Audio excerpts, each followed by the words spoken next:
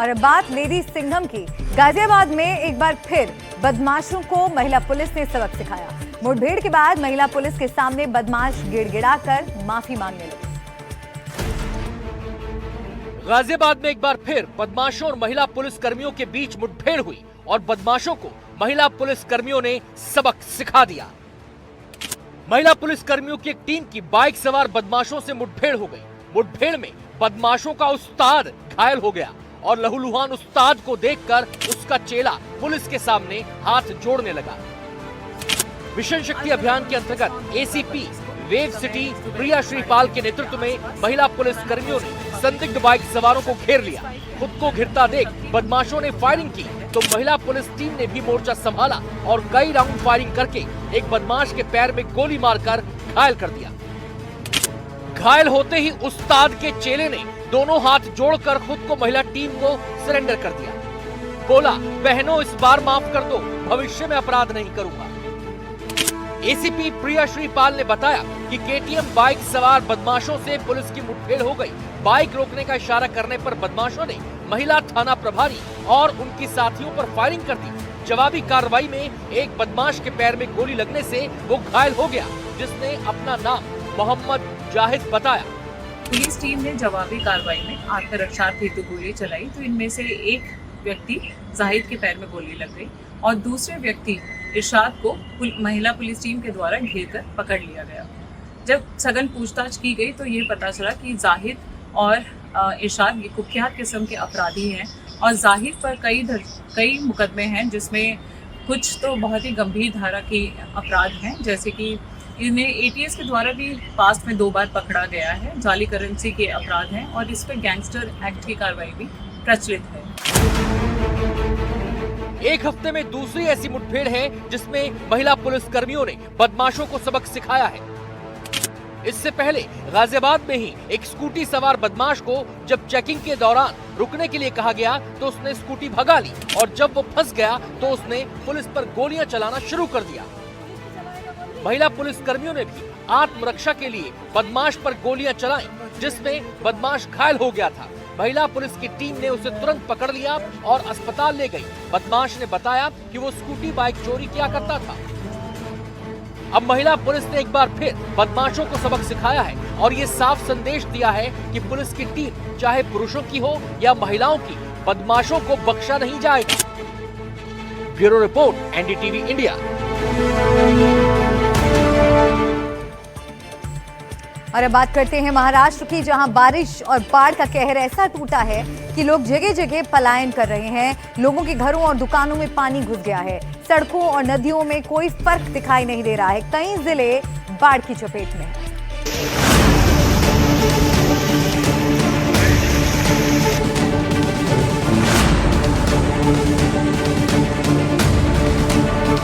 महाराष्ट्र में बाढ़ से हाहाकार मचा हुआ है।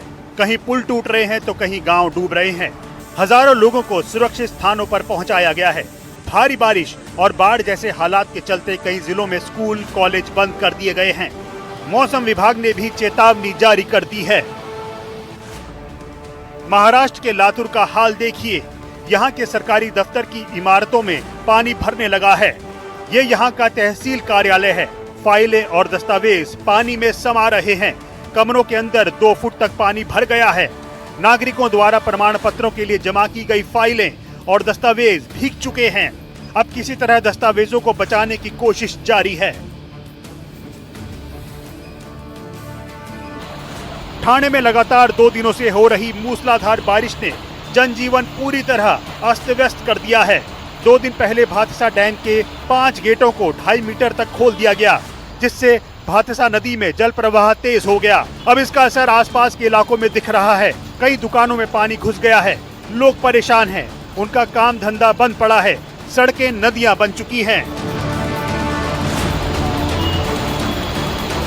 हर 5 में 10 मिनट पानी भर जाता है। एक गटर जो पहले छोटे हो गए सबके, अभी आप देख रहे हो पानी भर रहा है। परेशान हो गए हम लोग।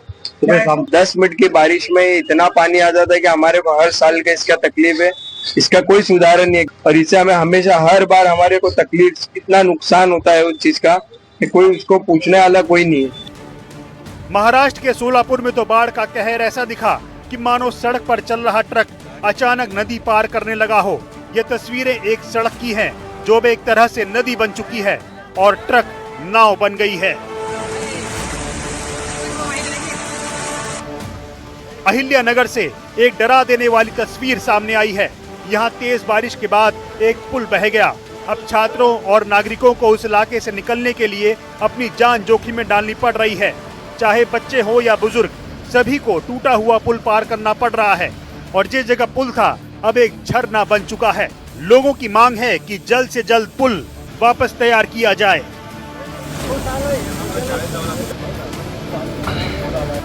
महाराष्ट्र के जालना से एक भावुक तस्वीर सामने आई। एक व्यक्ति की अंतिम यात्रा में कोई दिक्कत न आए, इसलिए स्थानीय लोगों ने बाढ़ के पानी में खड़े होकर शव को शमशान घाट तक पहुंचाया। गोदावरी नदी के किनारे बसे लगभग 38 गांवों में अलर्ट जारी किया गया है। लगभग 10 से 12 हजार लोगों को सुरक्षित स्थानों पर पहुंचाया गया है। नदी के आसपास के क्षेत्र में प्रशासन द्वारा टीमें तैनात की गई हैं। महाराष्ट्र के जलगांव में भी बाढ़ से बुरा हाल है। कई गांव बाढ़ की चपेट में हैं। गिरना नदी में बाढ़ आ चुकी है और आसपास के कई इलाके डूब चुके हैं। लोगों के घरों और दुकानों में पानी घुस चुका है। नदी किनारे रहने वाले लोगों को स्थानांतरित किया गया है। बीड़ में बाढ़ का कहर ऐसा टूटा कि लोग अपना घर, दुकान छोड़ पलायन करने को मजबूर हो गए हैं। जायकवाड़ी बांध से लगभग 3 लाख क्यूसेक पानी छोड़ा गया था। आसपास के गांवों पर इसका गहरा असर पड़ा और अब लोग अपने घरों को छोड़ने पर मजबूर हैं। महाराष्ट्र के उप मुख्यमंत्री एकनाथ शिंदे ने राज्य के कई हिस्सों में बाढ़ की स्थिति की समीक्षा की और मुंबई, ठाणे, पालघर और रायगढ़ जिलों के लिए बारिश के रेड अलर्ट के कारण कोंकण क्षेत्र की आपातकालीन प्रणालियों को तैयार रखने का निर्देश दिया। सभी लोगों से बातचीत करने के बाद पूरी तरह ये तैयार है, अलर्ट मोड पे सब लोग हैं और किसी भी समय कोई भी बारिश ज्यादा भी हो तो उसका मुकाबला करने के लिए हमारी पूरी यंत्रणा तैयार है। बोट से लेकर पूरी तरह पंपिंग की व्यवस्था है। जहाँ पानी भरेगा वहाँ पंपिंग करके उसको पानी को निकाला जाएगा, लोगों को राहत दी जाएगी। महाराष्ट्र के नासिक में गोदावरी नदी उफान पर है। शहर के कई इलाके डूब चुके हैं और कुछ ऐतिहासिक मंदिर भी बाढ़ की चपेट में आ गए हैं। महाराष्ट्र में बाढ़ और बारिश का प्रकोप बढ़ता ही जा रहा है। लोगों को बेहद सतर्क रहने की जरूरत है और सरकार को उनकी सुरक्षा के लिए कुछ कड़े कदम उठाने होंगे। Bureau report, NDTV India. और इस वक्त की एक अहम खबर, कुछ तस्वीरें आपको हम दिखाते हैं। दिल्ली बीजेपी के नए दफ्तर का उद्घाटन यहां पर किया जा रहा है। देखिए, इस दफ्तर को फूलों से सजाया गया है। ये तस्वीरें सामने आई हैं। बड़ी खबर, पीएम ने दिल्ली बीजेपी दफ्तर का उद्घाटन किया है। यहाँ पर देखिए, ये तस्वीरें सामने आ रही हैं। आपको प्रधानमंत्री मोदी इन तस्वीरों में नजर आ रहे हैं। जेपी नड्डा उनके साथ, दिल्ली की मुख्यमंत्री रेखा गुप्ता इन तस्वीरों में साथ दिख रही हैं। और बीजेपी का ये दिल्ली में नया दफ्तर है जिसका प्रधानमंत्री आज उद्घाटन करने के लिए पहुंचे हैं। और इस दफ्तर की तस्वीरें आप देख रहे हैं कि किस तरह से इस दफ्तर को फूलों के साथ सजाया गया है। रिबन काटते हुए प्रधानमंत्री की ये तस्वीरें सामने आ रही हैं। दिल्ली बीजेपी के नए दफ्तर का प्रधानमंत्री मोदी ने उद्घाटन किया। ये बड़ी खबर और ये तस्वीरें आपको हम दिखा रहे हैं। देखिए, रिबन काटते हुए प्रधानमंत्री मोदी की ये तस्वीरें, साथ में आपको जेपी नड्डा नजर आ रहे हैं। दिल्ली की मुख्यमंत्री रेखा गुप्ता भी इस खास मौके पर उनके साथ नजर आई। तो बीजेपी का ये नया दिल्ली का दफ्तर है जिसका उद्घाटन करने के लिए आज प्रधानमंत्री मोदी पहुंचे। दिल्ली बीजेपी के नए दफ्तर के इनॉग्रेशन की ये तस्वीरें, पीएम ने दिल्ली बीजेपी के दफ्तर का उद्घाटन किया।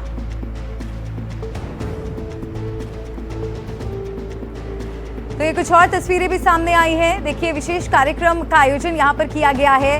बीजेपी के तमाम कार्यकर्ता यहाँ पर पहुंचे हैं। प्रधानमंत्री मोदी हम सब लोगों के लिए बीच पाकर सभी कार्यकर्ताओं के चेहरे खिले हुए हैं।